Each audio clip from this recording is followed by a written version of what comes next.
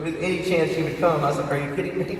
I would love to. Thank you just for all the leadership, for Brian and Bobby, for everyone who would entrust me to be up here at this moment. I want to share with you just for a minute a little bit of my story. And I hope this encourages you. I want to share this to encourage you today, to let you know that God sees you. He knows exactly where you are.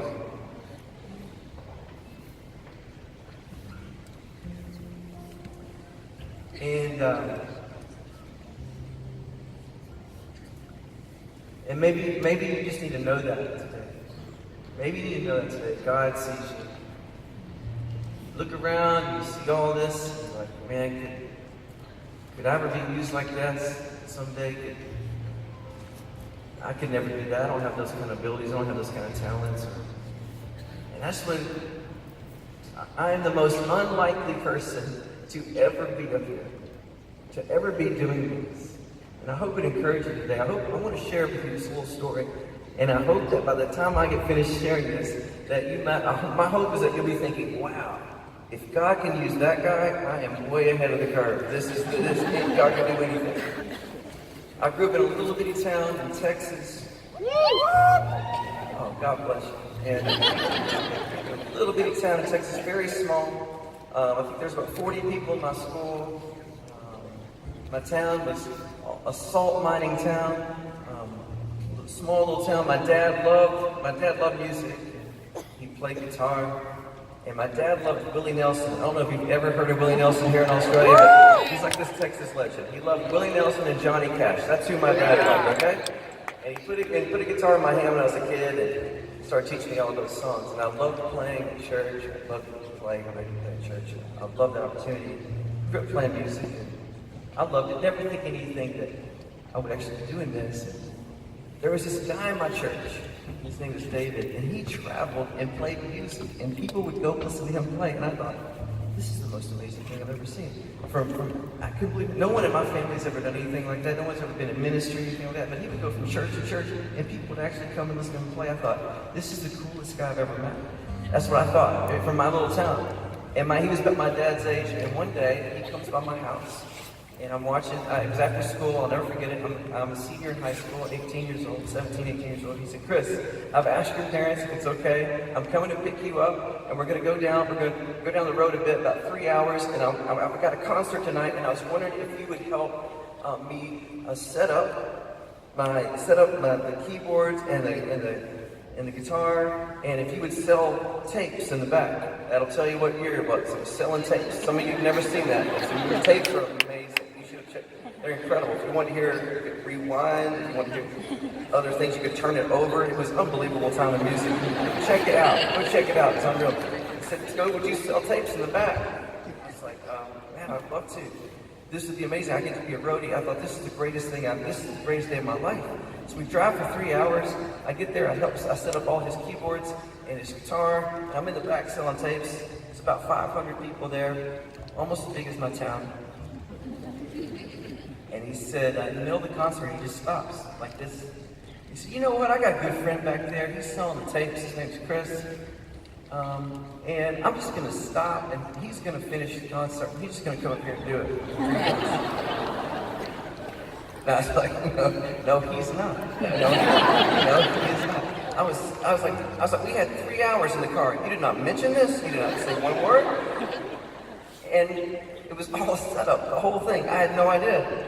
And everybody turns around looking at me, and they're staring at me, kind of like it's happening now, and they're just staring at me, and they're like, and just look at me. So I just walk up there, and I get behind his keyboard, I can play a little piano, and I start playing. I play a couple songs, only know a couple songs. And then it was, after I got finished, when I say bad, you don't even know how bad. And it was that sympathy clap. I don't know if you've ever heard of a sympathy clap, but like, they're just like, oh, bless him, get off the stage, bless him, get off the stage. And so I was out there as fast as I could. I went back to sell the tapes. This guy comes to me and he says, man, I really love what you did tonight. That was amazing. Would you come play at my church? And I was like, all I can think of is, what kind of music must be at your church? Did you not just hear what just happened? And he's like, yeah, would you come play? I was like, yeah, I'd love to. He said, in fact, we're doing this week-long crusade, this youth crusade, and you're kind of all the kids' age. Why don't you come and lead it for a week? And I was like, and I was not smart enough to say no, so I was like, absolutely, I'll do that, yes. As it got closer, I was thinking, I only know 3 songs. I only know 3 songs. I was thinking, I'm playing for a week. What am I going to do? Am I going to play the songs faster, slower? How do I make these 3 songs drag out? That's what I'm thinking. I knew nothing. This guy calls me on the phone. His name is James. He had this really low voice, and I'll never forget it. He's like, hello, my name is James. I'm like, hey, James. He said, I'm calling you because I found out you're the guy doing the music for this week-long crusade in Texas. And I was like, yeah.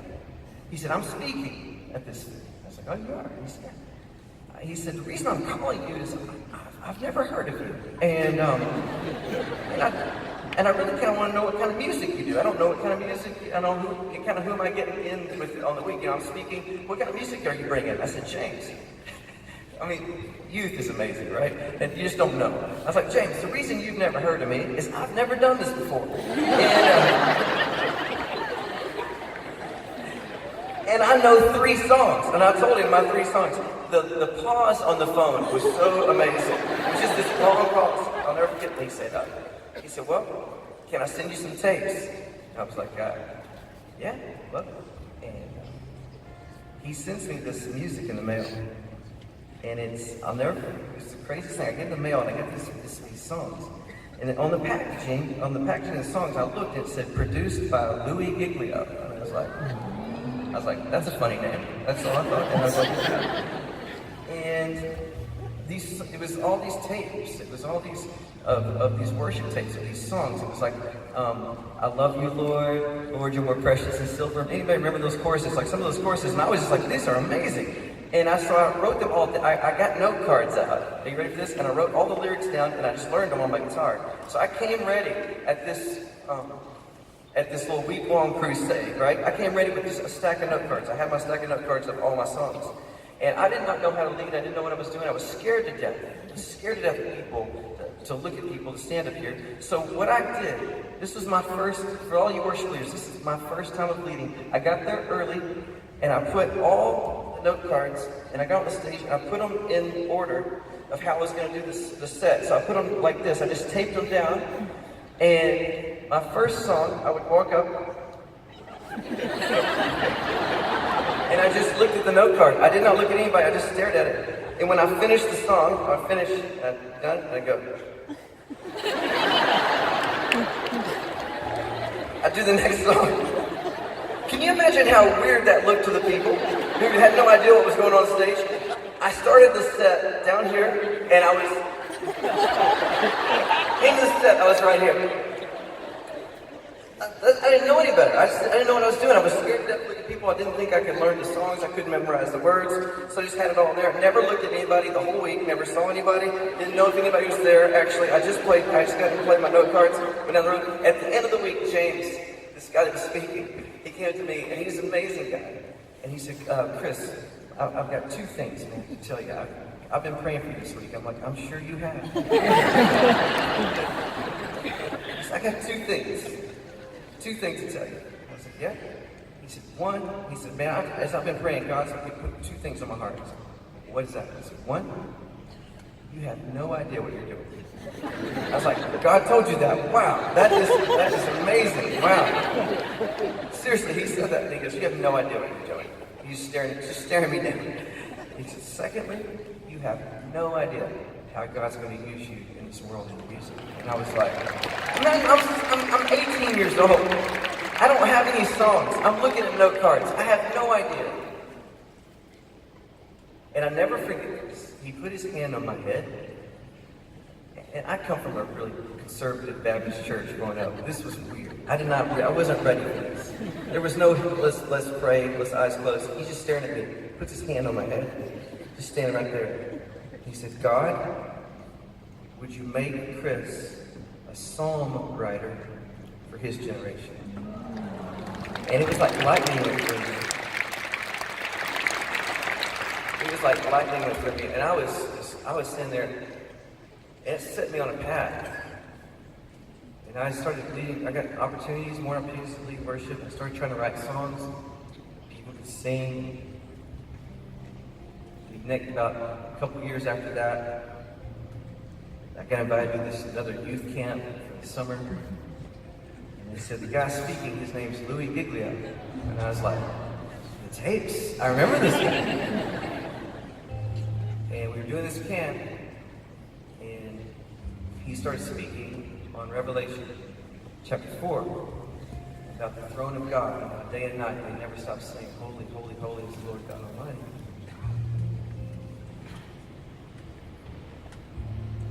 And I was so moved by it.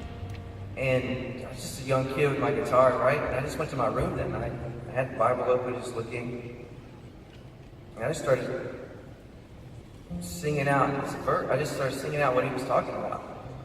And it was about 2 a.m, and this little song came. And I thought, man, Louis should hear this right now. And so I went over to his room. It's like, I think it's about 2, 3 a.m. I knocked on the door, and he's, dead asleep. He comes up, and he's like, yeah. And I'm standing with my guitar. I'm not lying. I said, hey man, I wrote a song from what you spoke about. He's like, I said, can I play it for you? And I remember he said, right now? And I was like, yeah, right now. I said, come on in. And I sat down, and started playing this song. And after I played it, never forget, he looked at me and said, man, I think the whole world's going to sing this song. And I was like, the whole world? I was like, I was just hoping we could sing it tomorrow night. I don't know. I don't know anything about the whole world. And we started singing it. And it's a little song I thought we could sing together. Maybe you remember it. I don't know if I made it to Australia or not, but that far around the world. But it was one of the first songs I wrote. We fall down, we lay our crowns at the feet of Jesus. The greatness of mercy and love at the feet of Jesus. And we cry, holy.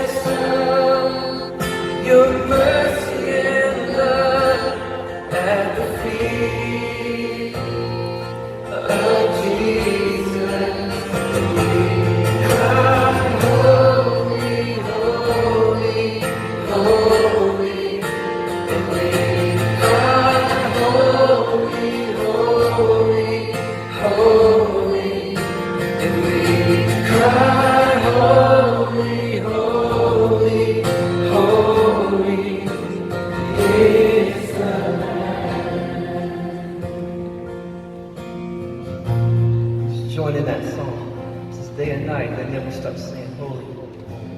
It's the Lord God Almighty. He was and is to come. That means even now, since they never stop. We just join in that song around the throne. Sing it once. We fall down, we lay our crowns at the feet of Jesus. Greatness of mercy and love at the feet of Jesus. We cry.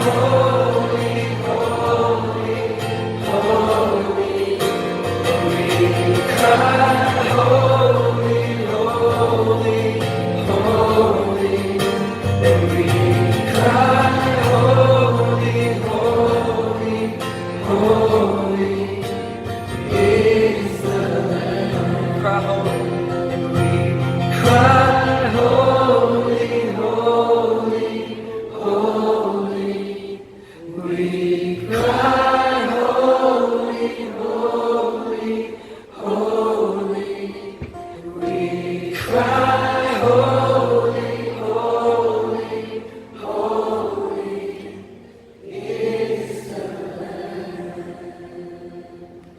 Come offer every praise to my heart to sing thy praise. Streams of mercy never cease. Call for songs of loudest praise.